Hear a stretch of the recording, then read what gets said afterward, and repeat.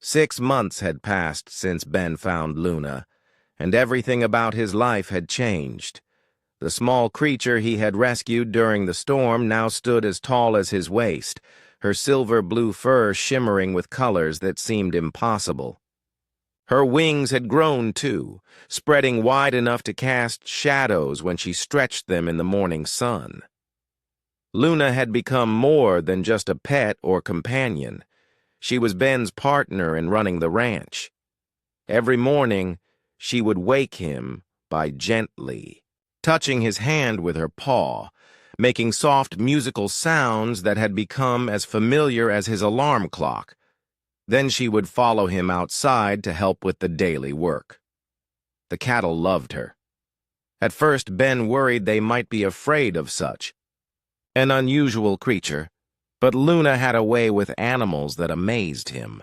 She could guide the entire herd from one pasture to another with just a few graceful movements and those strange, beautiful sounds she made. The cows seemed to understand her perfectly, following her directions without any fuss. But it was Luna's other abilities that really made Ben wonder about her true nature. She could sense when equipment was about to break down before any warning signs appeared. Last week, she had led Ben to the water pump near the south pasture and sat down next to it, making urgent sounds. When Ben checked it, he found a crack in the main pipe that would have caused major flooding if it had burst. The healing ability she had shown when recovering from her own injuries seemed to work on other creatures, too. When Ben's old boarder, Collie Rex, hurt his leg jumping over a fence, Luna had gently placed her paw on the injured area. A soft glow surrounded her paw for just a moment, and Rex's limp disappeared within hours instead of the weeks it should have taken. Ben tried to tell himself there was a logical explanation for everything Luna could do. Maybe she was just a very smart animal with good instincts. But deep down, he knew better. Luna was special in ways that had nothing to do with Earth. The town of Cedar Falls had certainly noticed Ben's unusual companion. When he drove to town for supplies, people would stop and stare at Luna sitting in the passenger seat of his pickup truck. She always wore a collar Ben had made for her, but anyone could see she was no ordinary pet. Dr. Amy Watson, the local veterinarian, had been especially curious about Luna. Amy had been Ben's friend since high school, and she was one of the few people he trusted completely. When she first saw Luna, her professional interest was immediately sparked. "Ben, I've never seen anything like her," Amy said during one of Luna's checkups. "Her bone structure, her muscle development, even her reflexes are unlike any animal I've studied. Where did you say you found her?" Ben stuck to his story about finding Luna during the storm, but he could see the questions in Amy's eyes. Amy was too smart and too experienced to believe Luna was any kind of Earth animal. "Her blood work is fascinating," Amy continued, looking at test results. "Some of these readings don't make sense according to what I know about biology. Ben, I think you should consider contacting the university. Scientists would be very interested in studying her." The suggestion made Ben uncomfortable. The thought of Luna being taken away to some laboratory, poked and prodded by strangers, filled him with dread. Luna wasn't just an interesting specimen. She was family. "She's happy here," Ben said firmly. "I'm not putting her through that." Amy looked like she wanted to argue, but she could see the determination in Ben's face. Instead, she just nodded and handed him Luna's health certificate. Luna seemed to understand these conversations, even when Ben thought she wasn't paying attention. That evening, as they sat on the porch watching the sunset, Luna moved closer to Ben and made a series of complex sounds. Her golden eyes looked directly into his, and for a moment, Ben felt like she was trying to tell him something important. "I know, girl," he said, stroking her fur. I won't let anyone take you away." But Luna's behavior had been changing in other ways, too. She spent more time looking at the night sky, her head tilted as if she was listening for something only she could hear. Sometimes Ben would wake up in the middle of the night to find her standing at the window, staring up at the stars with an expression that looked almost sad. During the day, Luna had started creating patterns in the dirt around the ranch. At first, Ben thought she was just playing, but the patterns were too complex and too deliberate to be random.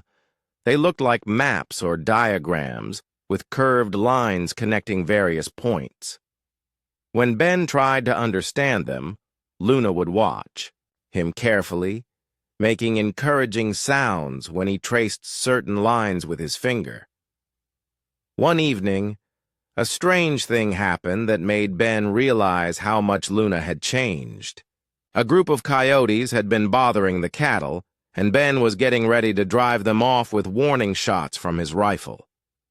But Luna stepped forward, spreading her wings wide and making a sound Ben had never heard before.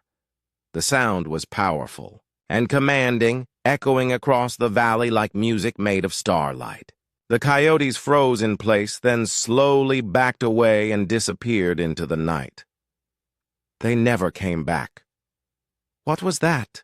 Ben whispered, staring at Luna in amazement. Luna looked up at him and made her usual gentle sounds, as if nothing unusual had happened. But Ben could see something different in her eyes now. There was a regal quality there, a sense of authority that seemed to come from somewhere far beyond a Montana ranch. That night, Ben lay awake thinking about everything that had happened over the past 6 months. Luna was growing stronger and more confident every day. Her abilities were becoming more obvious, and sooner or later, other people would start asking questions that Ben couldn't answer. More troubling was the sadness he sometimes saw in Luna's eyes when she looked at the stars. She was happy with him, he was sure of that. But he was beginning to understand that happiness and belonging might not be the same thing. Ben had found Luna broken and alone during a storm, and he had given her a safe place to heal and grow. But as he watched her sleeping peacefully beside his bed, her fur glowing softly in the moonlight, he wondered if someday he might have to let her go. The thought terrified him more than he wanted to admit. The storm hit Montana harder than anyone expected. Rain pounded against the windows of Ben Carter's ranch house like bullets, and the wind howled through the valley with enough force to bend the old oak trees nearly in half. Ben sat in his kitchen, drinking coffee and watching the weather tear across his land. At 42, he had seen plenty of storms, but this one felt different, angrier. Lightning split the sky, illuminating the darkness for brief moments. During one of these flashes, Ben saw something moving near his barn. At first, he thought it might be one of his cattle that had broken free from the pasture, but the shape was too small, too low to the ground. Ben pulled on his rain jacket and grabbed a flashlight. The storm tried to push him back toward the house, but he pressed forward. His boots sank into the mud with each step. When he reached the barn, he found the doors hanging open, banging against the walls in the wind. "Hello?" he called out, though the storm swallowed his voice. He swept his flashlight across the barn floor. Hay bales cast long shadows, and his old tractor sat silent in the corner. Then his light found something that made him freeze.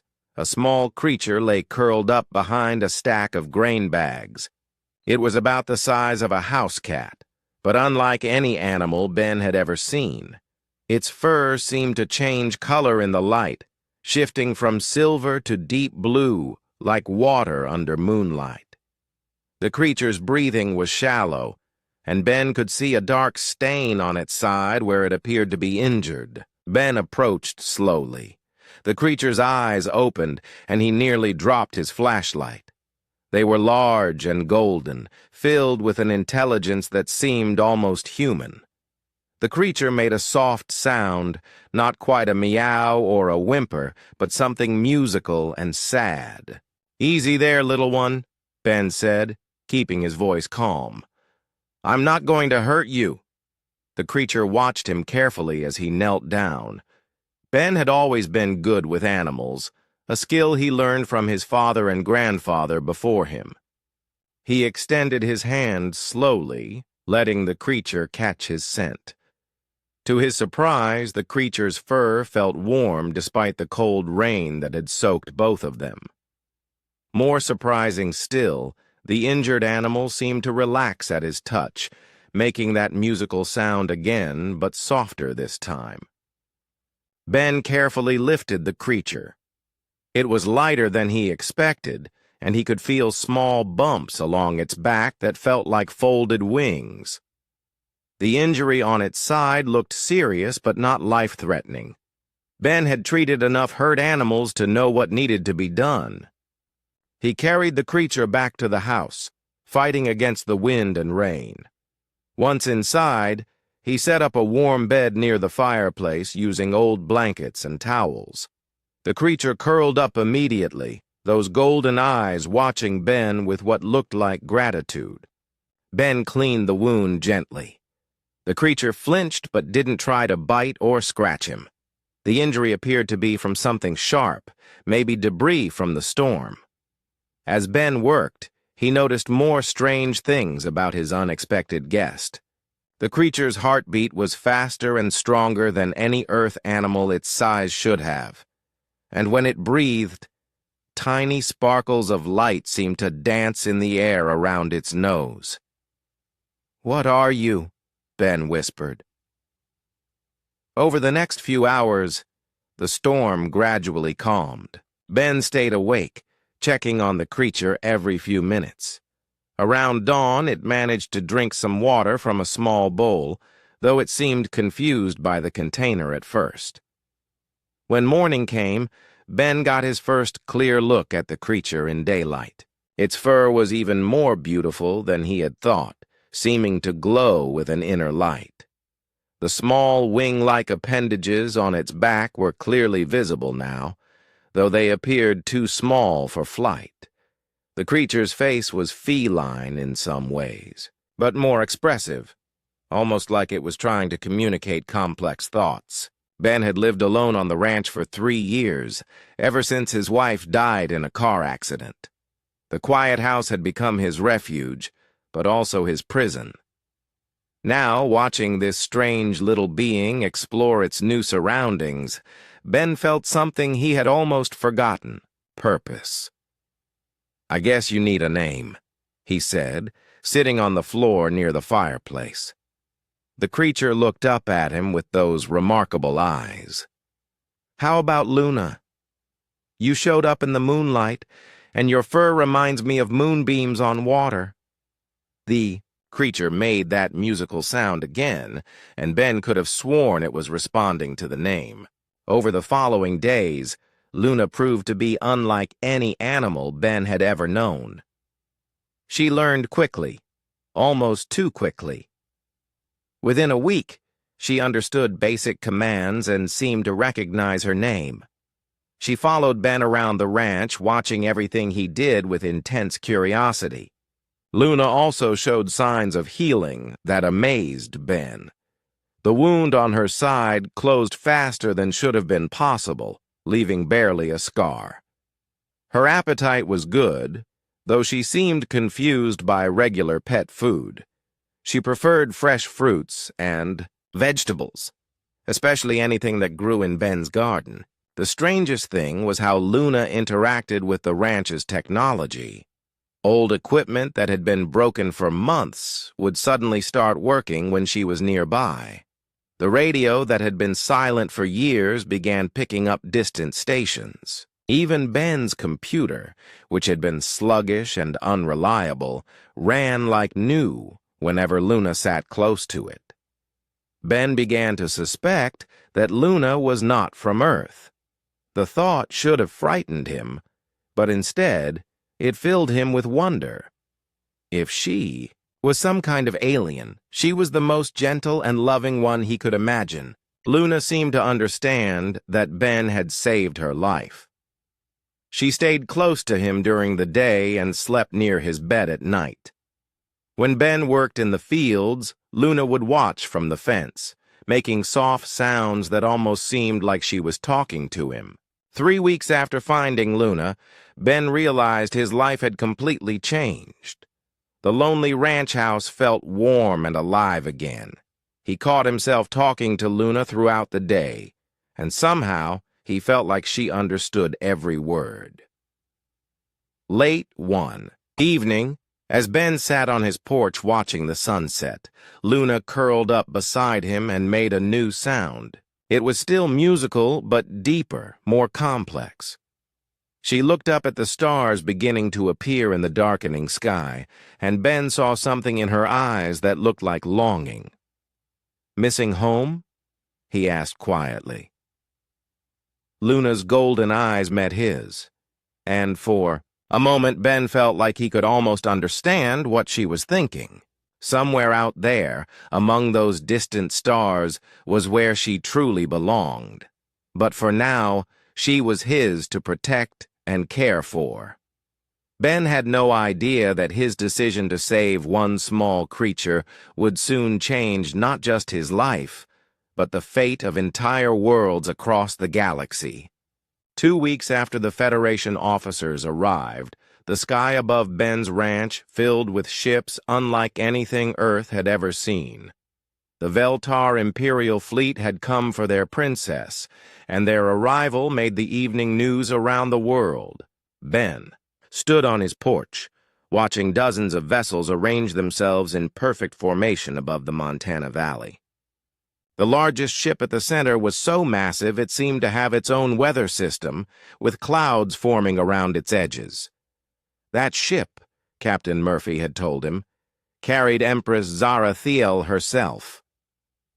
Luna stood beside Ben, her golden eyes fixed on the fleet above. Over the past 2 weeks, her memories had been returning more clearly each day. She could now speak through the Federation translators, though she still preferred to communicate with Ben through the sounds and gestures they had developed together. "She is coming," Luna said, her translated voice carrying both excitement and worry. "My mother, the Empress. She has crossed half the galaxy to find me." Ben placed his hand gently on Luna's head, feeling the familiar warmth of her fur. "Are you ready to see her?"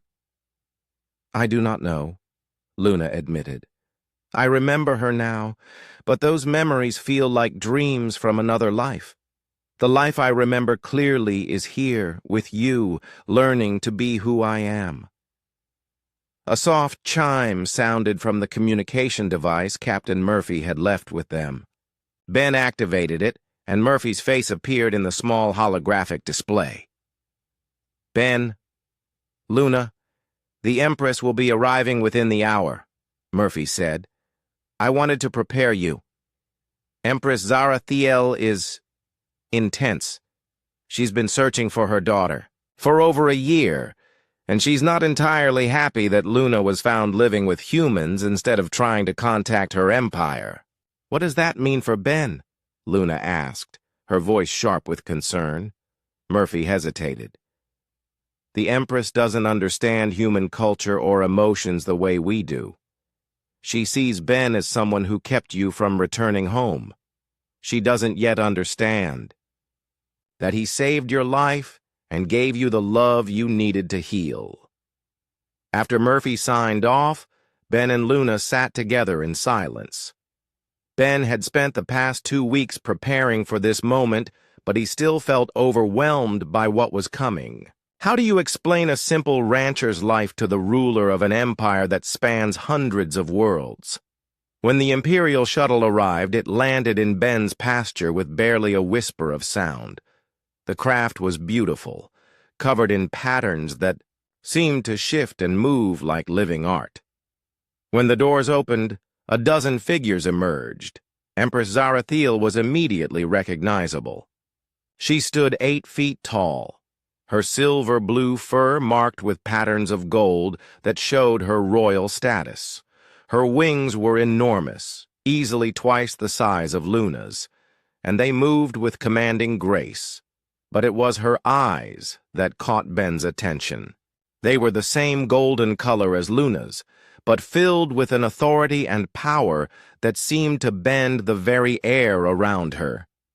Behind the Empress walked her royal guard and advisors, all impressive beings that made Ben feel very small and human. But his attention was entirely focused on Luna, who had gone completely still beside him. "Mother," Luna said softly. Empress Zarathiel's stern expression cracked for just a moment, and Ben saw pure joy and relief flash across her face. Then the royal mask returned, and she approached with formal dignity. "My daughter," the Empress said, her voice like distant thunder, "you have been gone too long. Your empire has suffered in your absence." Luna stepped forward and performed what was clearly a formal bow, her wings spread in a gesture of respect. But Ben could see the uncertainty in her posture, the way she glanced back at him for reassurance. The Empress noticed the look and turned her golden eyes on Ben. The weight of her attention was like standing too close to a fire, overwhelming and slightly dangerous. "You are the human who found my daughter," she said. It was not a question. "Yes, Your Majesty," Ben replied, hoping he was using the right title. "I found her injured during a storm. I took care of her until she was well. And you made no attempt to contact her people or return her to where she belonged." Ben felt Luna tense beside him. "I didn't know where she came from," he said honestly. "She was hurt and scared. I gave her a safe place to heal." "You kept the heir to the Veltar Empire as a pet," the Empress said coldly. "Mother, no." Luna stepped between Ben and the Empress, her own voice carrying new authority. "Ben saved my life. When I crashed on this world, I was dying. He found me, healed me, and gave me love when I had nothing. He is not my keeper. He is my chosen family." The Empress's eyes widened slightly at Luna's tone, but her expression remained stern. "You have responsibilities, Nyxara. An empire to inherit. People depending on your leadership. This human world and its primitive inhabitants cannot provide what you need." "Ben is not primitive," Luna said firmly. "He taught me compassion and kindness. He showed me how to care for others without asking for anything in return. These are not primitive qualities." Ben watched the exchange between mother and daughter with growing sadness. He could see the love between them, but also the vast gulf of misunderstanding. The Empress saw only duty and responsibility. Luna saw the life and love she had built with Ben. "Your Imperial Majesty," Ben said quietly, drawing the Empress's attention back to him. "Luna, Princess Nyxara, she belongs with her people. I understand that, but she also belongs to herself. The year she spent here, she wasn't just healing from her injuries, she was learning who she wanted to be." "And who is that?" the Empress asked, her voice dangerously quiet. Ben looked at Luna, seeing the magnificent being she had become. Someone who protects those who can't protect themselves. Someone who leads with kindness instead of fear. Someone who understands that real strength comes from caring about others. Luna moved closer to Ben, and he could feel her gratitude and love. "Mother, I will return with you. I know my duty to our people, but I will not abandon Ben. He gave me life when I was dying, and purpose when I was lost. If I am truly the heir to your empire, then I choose him as my family." The silence that followed was heavy with tension. Ben could see the royal advisors exchanging worried glances, and the guards seemed ready for trouble. But the Empress only stared at her daughter, something like recognition growing in her golden eyes. "You would choose this human over your birthright?" the Empress asked. "I would choose both," Luna said simply. "Ben has earned the right to be part of my life. If being princess means abandoning those who love me, then perhaps I am not worthy of the title." The Empress was quiet for a long time, studying both Luna and Ben with those piercing golden eyes. When she finally spoke, her voice was softer than before. "Very well," she said. "If this human means so much to you, then let him prove his worth. Let him come with us and see if he can survive in the larger galaxy that awaits you." Ben felt his heart skip. Leave Earth? Leave everything he had ever known? Luna turned to him, her eyes bright with hope and fear. "Ben, will you come with me? Will you help me learn to be the leader my people need?" Ben looked at the massive ships, waiting in the sky, then at Luna's hopeful face. His quiet ranch life seemed very small compared to the adventure she was offering. But more than that, she needed him, and he needed her too. "Yes," he said, "I'll come with you." 1 year after Ben found Luna, his life was turned upside down by visitors from the stars. It started as an ordinary Tuesday morning. Ben was fixing a broken gate while Luna watched from nearby, her wings now fully developed and spanning nearly 10 feet when she stretched them. She had grown into a magnificent creature, standing over 4 feet tall with grace and dignity that reminded Ben of pictures he had seen of ancient queens. Luna's intelligence had grown too. She could operate simple machinery, somehow understanding how engines and computers worked just by touching them. Ben had given up trying to explain it and simply accepted that his companion was far more than she appeared to be. That morning, Luna suddenly became alert, her golden eyes scanning the clear, blue sky. She made a series of urgent sounds that Ben had learned meant danger or something important. Before he could ask what was wrong, a shadow fell across the ranch. Ben looked up to see something impossible. A massive ship hung in the sky above his property, sleek and silver with no visible engines or wings. It was completely silent, floating like a cloud but clearly artificial. The ship was easily the size of 3 football fields, blocking out the sun. "What in the world?" Ben whispered, his tools falling from his hands. Luna stood up, her whole body tense with excitement and what looked like recognition. She spread, her wings wide, and made that powerful musical sound Ben had heard her use with the coyotes. But this time, the sound was different.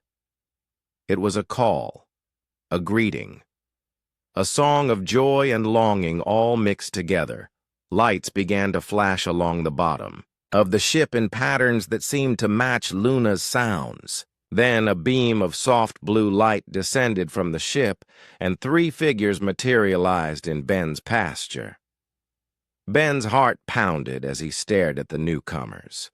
2 of them were clearly human, wearing uniforms that looked military but more advanced than anything Ben had ever seen. The 3rd figure was something else entirely. The alien stood 7 feet tall with skin that shimmered like oil on water. It had 4 arms and large, dark eyes that seemed to see everything at once. When it spoke, a small device on its uniform translated the words into English. "Greetings, human," the alien said in a voice like wind chimes. "I am Commander Zara of the Galactic Federation ship Peaceful Dawn. We have detected energy signatures, consistent with Veltar royal bloodline emanating from this location. One of the human officers, a woman with short brown hair and kind eyes, stepped forward. "I'm Captain Kate Murphy," she said. "We're sorry to startle you, but we're looking for someone very important, a young Veltar princess who went missing over a year ago." Ben looked at Luna, whose golden eyes were now glowing with an inner light he had never seen before. She walked toward the visitors, and Ben could see intelligence and recognition in every step. This was not the behavior of a simple animal meeting strangers. Luna approached Commander Zara and made a series of complex musical sounds. The aliens' large eyes widened in what looked like shock and joy. "By the 7 moons," Commander Zara said, its translated voice filled with emotion. "Princess Nixara, we have searched the galaxy for you. Your mother, Empress Zarathiel, has moved heaven and stars to find you." Ben felt like the ground was falling away beneath his feet. Princess, Empress, his Luna was alien royalty, Captain. Murphy walked over to Ben, her expression gentle but serious. "Sir, I can see this is a shock. Can you tell us how you came to have the princess in your care?" Ben's mind raced. Luna, Princess Nixara, turned to look at him, and he could see conflict in her golden eyes. She made soft sounds toward him, then more formal ones toward the Federation officers. "I found her during a storm," Ben said slowly. "She was hurt, just a small creature. I took her in and cared for her. I had no idea she was—" "What you're saying she is." Commander Zara approached Ben, all 4 arms moving in what seemed like a gesture of respect. "Human Ben Carter, you have done something remarkable. Princess Nixara was reported lost when her diplomatic transport was attacked by pirates near your world. She must have escaped in a survival pod, but the crash and her injuries caused temporary memory loss. It is common in young Veltar during times of great trauma. The energy signatures we detected indicate her memory and full abilities are returning," Captain Murphy added. "She's been safe with you during her recovery period." Ben looked at Luna, Nixara, and saw tears in her golden eyes. She walked to him and gently placed her head against his chest, making the soft, loving sounds he knew so well. But now, he understood they were not just animal noises. She was trying to tell him something important. The second human officer, a tall man with gray hair, activated a device that projected a 3-dimensional image into the air. It showed a magnificent alien woman with the same silver-blue coloring as Luna, but fully grown and wearing elaborate royal robes. The resemblance was unmistakable. "This is Empress Zarathiel," the officer said. "She is the ruler of the Veltar Empire, one of the most powerful civilizations in the galaxy. When Princess Nixara disappeared, it created a succession crisis that has affected dozens of star systems." Ben stared at the image, then at Luna. "She's really a princess." "More than that," Commander Zara said. "She is the heir to an empire that spans 300 worlds. Her disappearance has caused great suffering. Wars have started because neighboring systems believed the empire was weak without its heir." Luna moved between Ben and the visitors, looking back and forth. She made a series of sounds that seemed to be some kind of argument or explanation. Captain Murphy listened to her universal translator with growing amazement. "She says you saved her life and gave her love when she had nothing. She calls you her chosen father, her guardian. She doesn't want to leave you." The words hit Ben like a physical blow. Luna had always been more than a pet to him, but hearing it put into words made his chest tight with emotion. In the year since his wife died, Luna had given him purpose and companionship. She had healed his broken heart just as he had healed her broken body. But she has to go back, doesn't she? Ben asked quietly. Her people need her. Commander Zara's large eyes showed something that might have been sympathy. The princess has duties and responsibilities that cannot be ignored. The Empire needs its heir. However, your role in her survival and recovery is extraordinary. The Empress will want to meet the human who saved her daughter's life. Luna made an urgent sound and moved closer to Ben. She looked up at him with those golden eyes, and he could see her asking him a question without words. She was asking him to trust her, to follow her into a larger world than he had ever imagined. Ben looked at the massive ship hanging in the sky, then at the alien and human officers, waiting patiently for his answer. His quiet life on the Montana ranch seemed very small and far away. What happens now? He asked. 2 years had passed since Ben became part of the Imperial family, and the galaxy had begun to change in ways no one expected.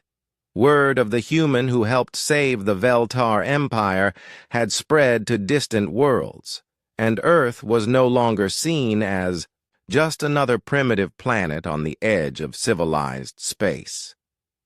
Ben stood in the Imperial Council chamber, wearing the formal robes of his position as Imperial Guardian.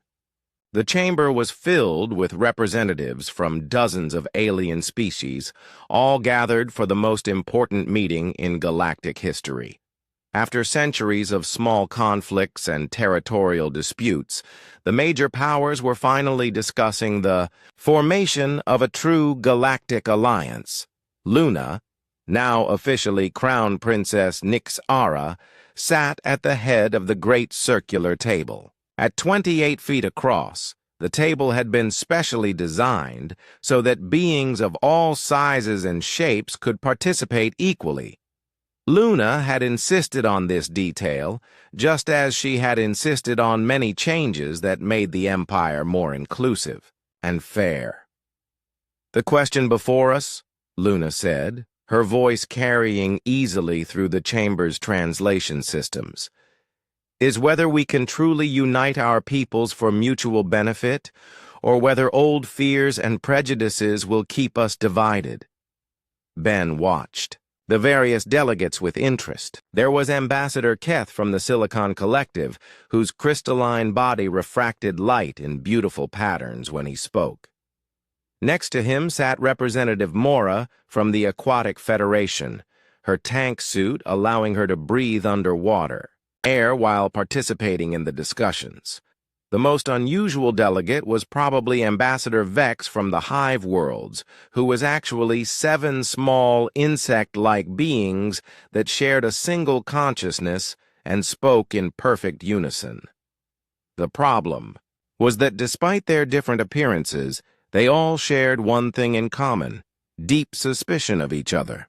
Centuries of competition for resources and territory had created wounds that seemed impossible to heal.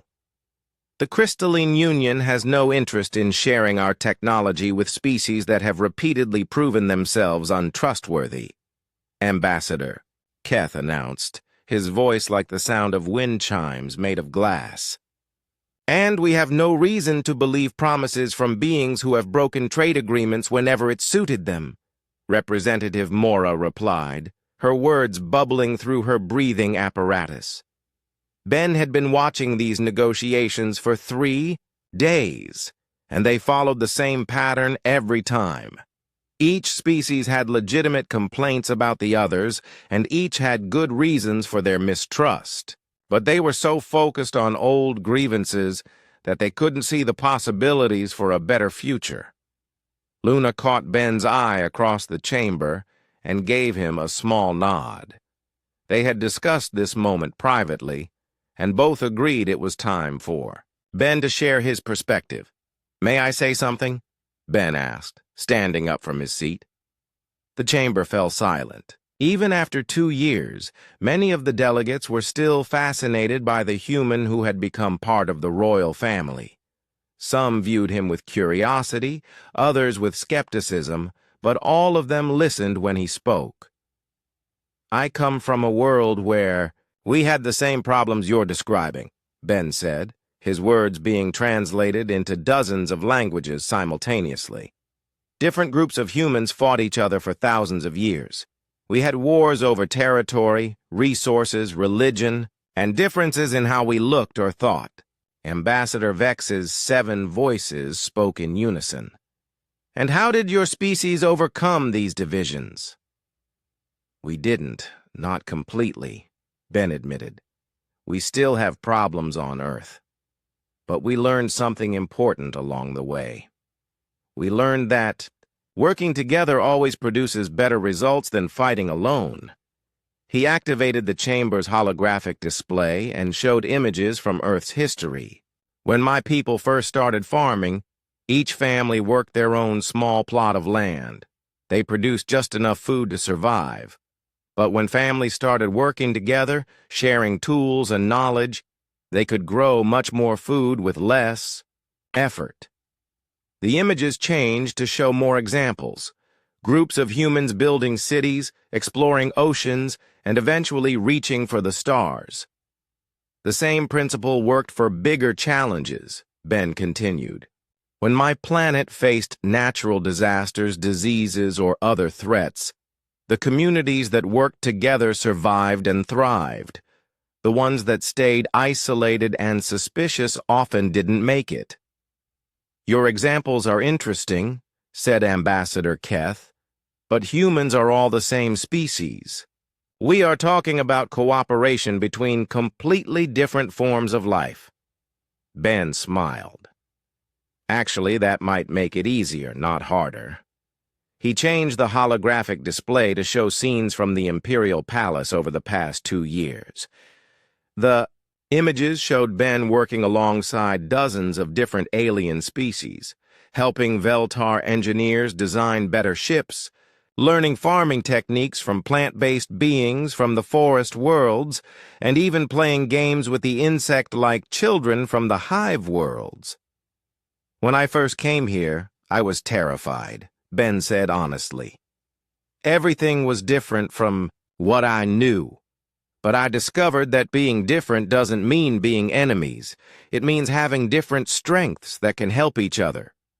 He pointed to one image that showed him working with a team of mixed species to solve a technical problem. The crystalline beings think in ways that help solve mathematical problems humans can't even understand. The aquatic peoples have developed biotechnology that could heal diseases affecting all our worlds. The hive worlds have organizational systems that could help us coordinate resources across the galaxy. "And what do humans contribute to this cooperation?" asked Representative Mora, though her tone seemed genuinely curious rather than challenging. Ben thought about his time on the ranch, about finding Luna in the storm, about the rebellion they had stopped together. "Humans are good at seeing connections between things that seem unrelated. We're good at adapting to new situations, and we're good at caring about others, even when those others are very different from us." Luna stood up, her wings spreading slightly in a gesture of support. "Ben has shown me that diversity is not a weakness to be overcome, but a strength to be celebrated.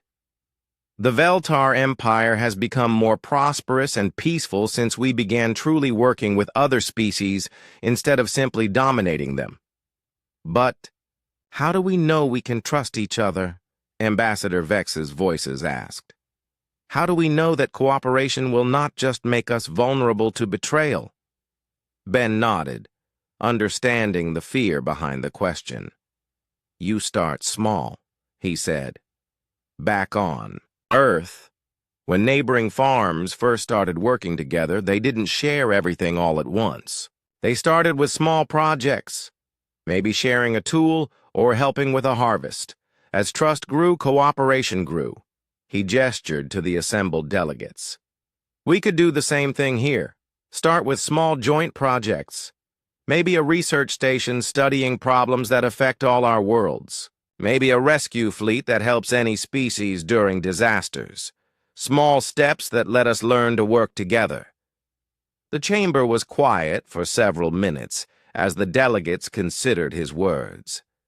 Finally, Ambassador Keth's crystalline form began to glow brighter, which Ben had learned was a sign of deep thought.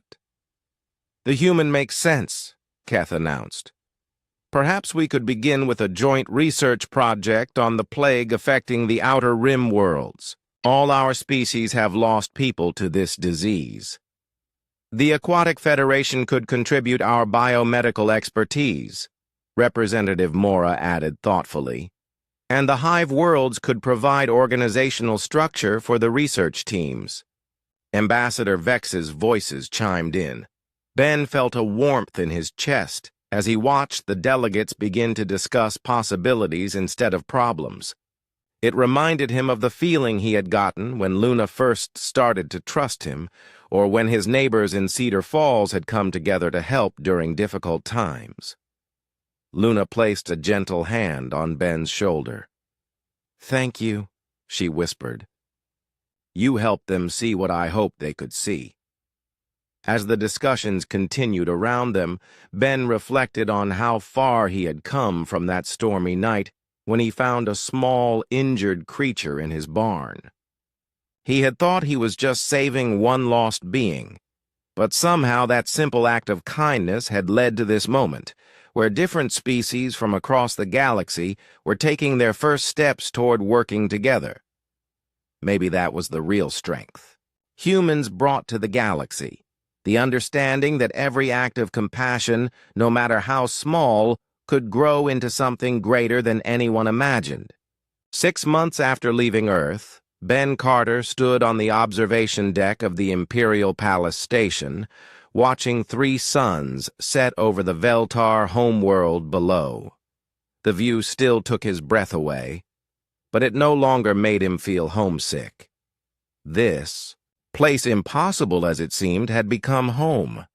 The journey to this point had not been easy. When Ben first arrived at the Imperial Court, many of the Veltar nobles viewed him with suspicion and barely hidden contempt. They could not understand why their future empress would risk everything for a simple human farmer.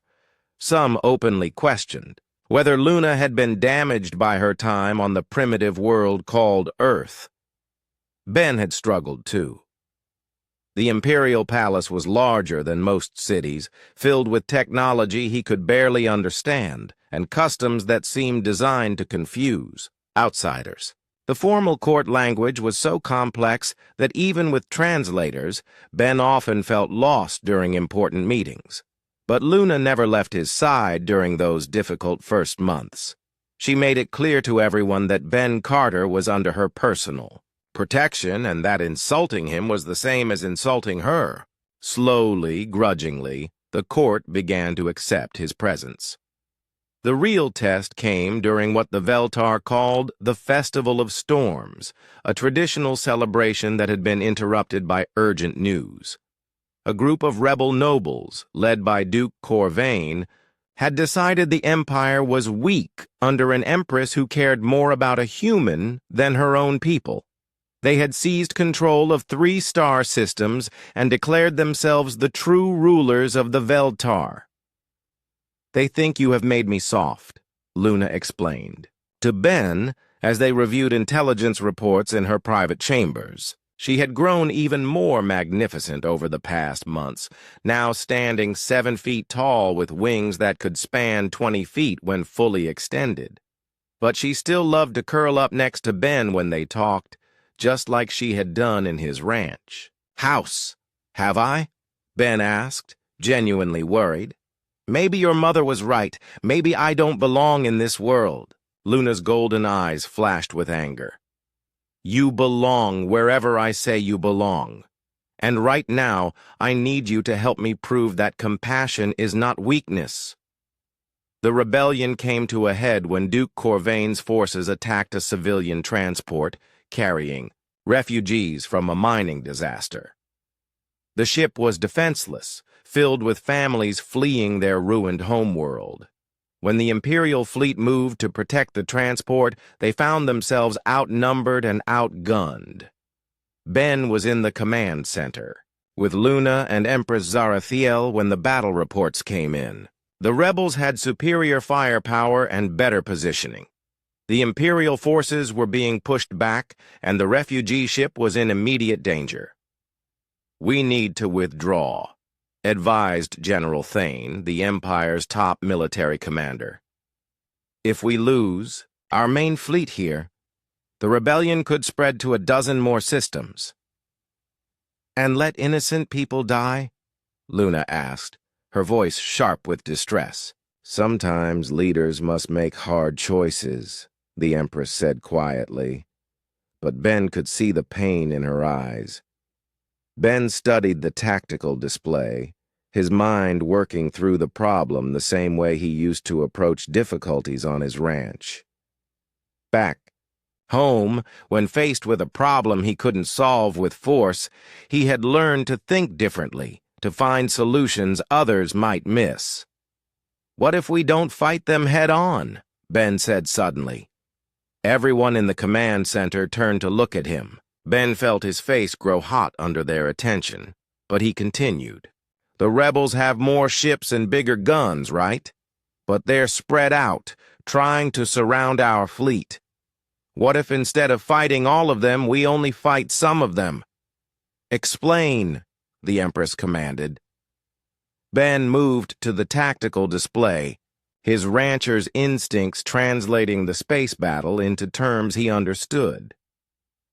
"Back home, when coyotes attacked my cattle, they would spread out in a circle, trying to confuse and divide the herd. But coyotes are pack hunters. They depend on working together. If you could break their coordination, make them act individually instead of as a group, they became much easier to deal with." Luna's eyes lit up with understanding. "The rebel fleet is using pack tactics. If we could disrupt their communication—" "Their command ship?" Ben said, pointing to the center of the rebel formation. "If we could take out just that one ship, the others would lose coordination. They'd have to act on their own. And then our superior training would give us the advantage." General Thane studied the display with new interest. "It would be incredibly risky. We would have to punch through their entire formation to reach the command ship." "Not all of us," Luna said, her voice growing excited. "A small, fast strike force could slip through while the main fleet provides a distraction." The plan that followed was dangerous and desperate, but it worked. Luna personally led a strike force of the Empire's fastest ships in a daring attack on the rebel command vessel. While the main Imperial fleet kept the other rebel ships busy, Luna's team destroyed Duke Corvain's flagship and captured the Duke himself. Without their leader and with their communications disrupted, the rebel fleet surrendered within hours. The refugee transport was saved, and the rebellion collapsed before it could spread further. That night, as the Imperial court celebrated their victory, Empress Zarathiel approached Ben privately.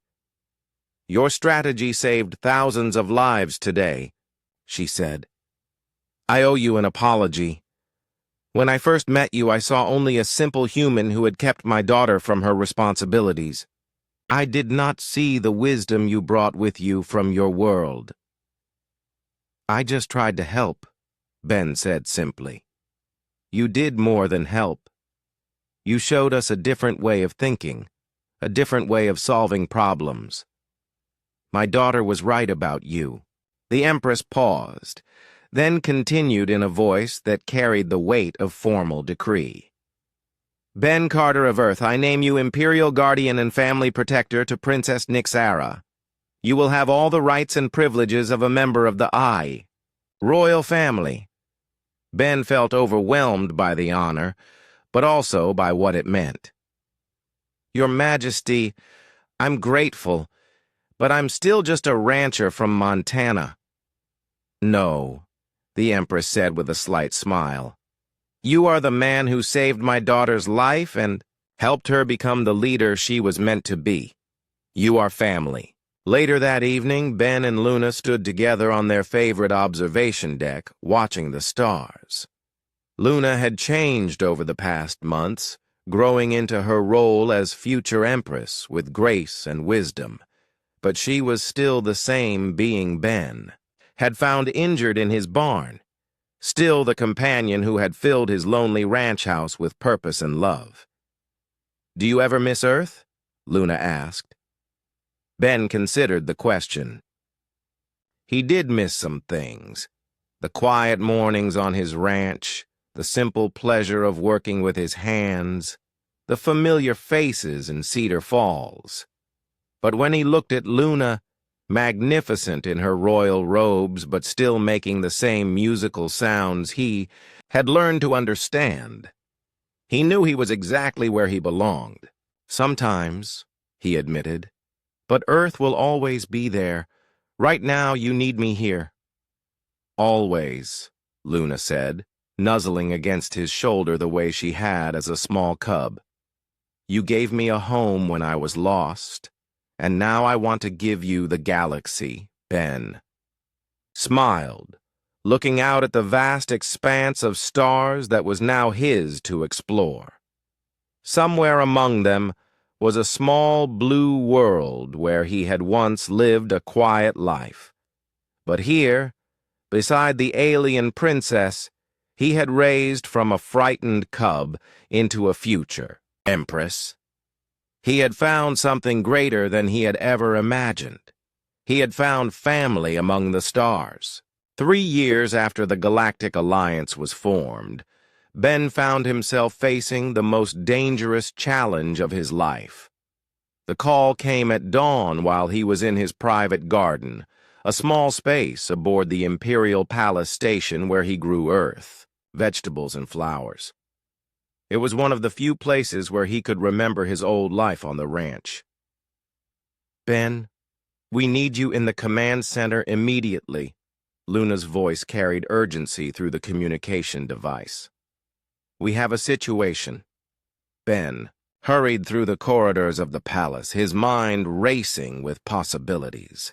The alliance had been successful beyond everyone's expectations. The joint research stations had developed cures for 3 different galactic plagues. The multi-species rescue fleets had saved thousands of lives during natural disasters. Trade between the alliance worlds had increased prosperity for everyone, but success had also created new enemies. When Ben arrived at the command center, he found Luna surrounded by holographic displays showing star charts and fleet movements. Her golden eyes were tight with worry, and her wings were partially spread in a defensive posture he recognized from their early days together. What's happening? Ben asked. The Void Seekers have returned, Luna said grimly. Ben felt cold fear grip his stomach. The Void Seekers were an ancient enemy that the galaxy had hoped was gone forever. They were a species that consumed entire worlds, turning planets into lifeless husks as they fed on the life energy of other beings. 50 years ago, a coalition of species had driven them beyond the galaxy's edge, but at enormous cost.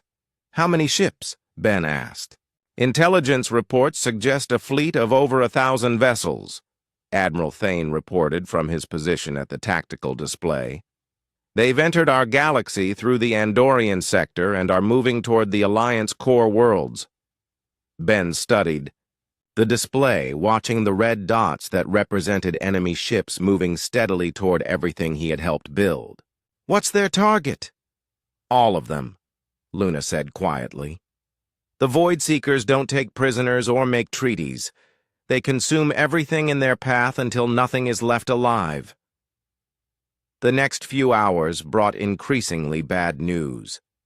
The Void Seekers had attacked 3 border systems, completely destroying 2 inhabited planets and leaving nothing but empty rock behind. The Alliance fleets were mobilizing, but even combined, they were outnumbered 3-1. "We need a miracle, Admiral," Thane said during the emergency council meeting. "Our ships are better individually, but they have overwhelming numbers." Ben listened to the military discussions with growing frustration.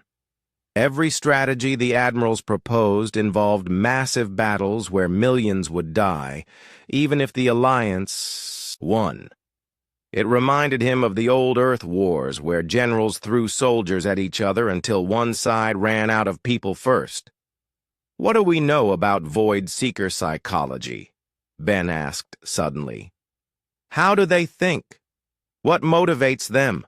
Ambassador Keth, who had become one of Ben's closest allies over the years, projected information onto the central display.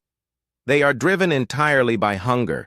They consume life energy to sustain themselves, and they view all other species as food sources. But they're intelligent, right? They build ships, coordinate attacks?" "Yes, but their intelligence is focused entirely on hunting and feeding. They have no culture, no art, no interests beyond consumption." Ben stood up and walked to the tactical display, studying the enemy fleet movements. Something about their behavior seemed familiar, though he couldn't place it at first. "Look at their formation," he said, pointing to the red dots. "They're moving like a pack." "All military fleets move in formations," Admiral Thane pointed out. "No, not just a formation.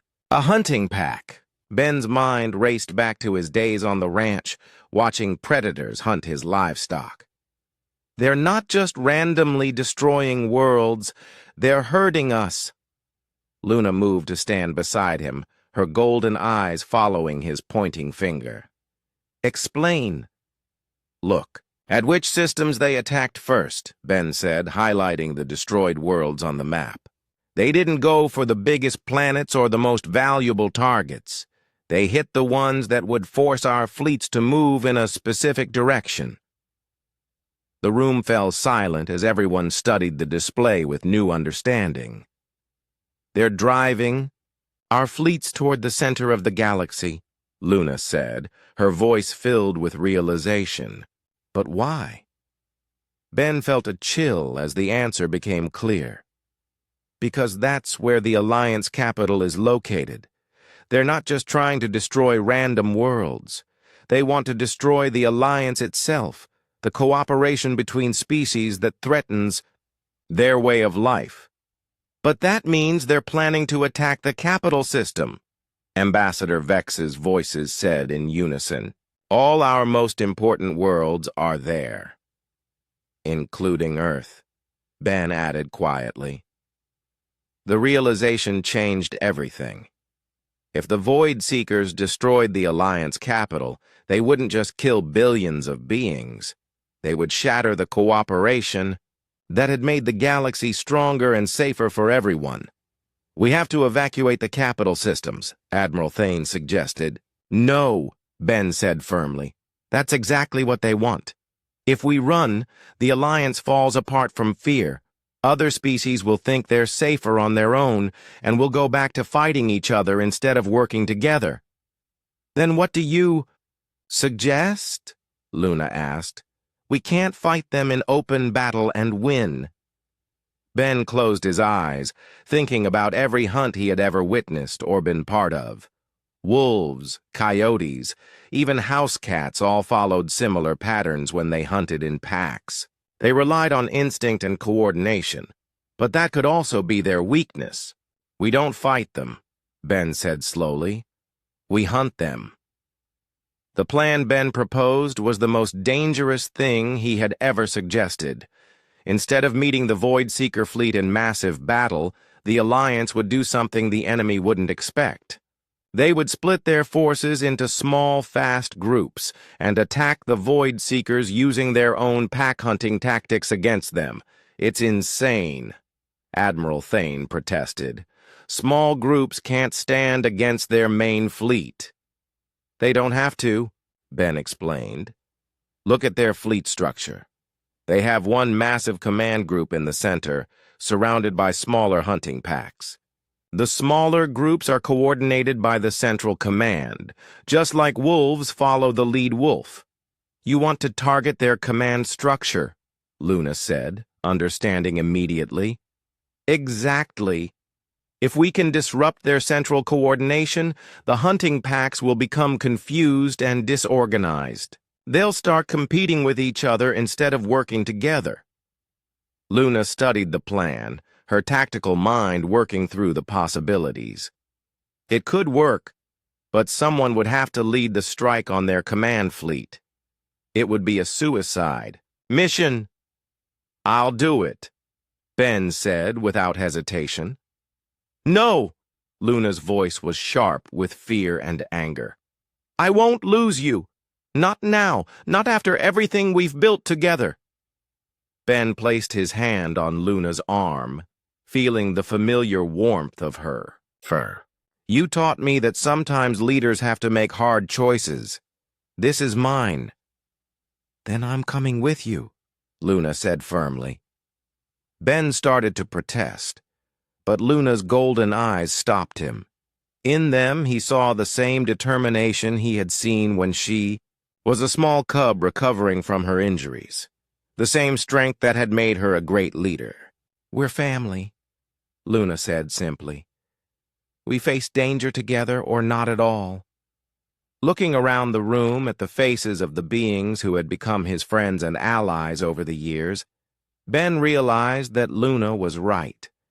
The alliance wasn't just about cooperation between species. It was about the bonds of trust and love that made that cooperation possible. All right, he said. Let's go hunting.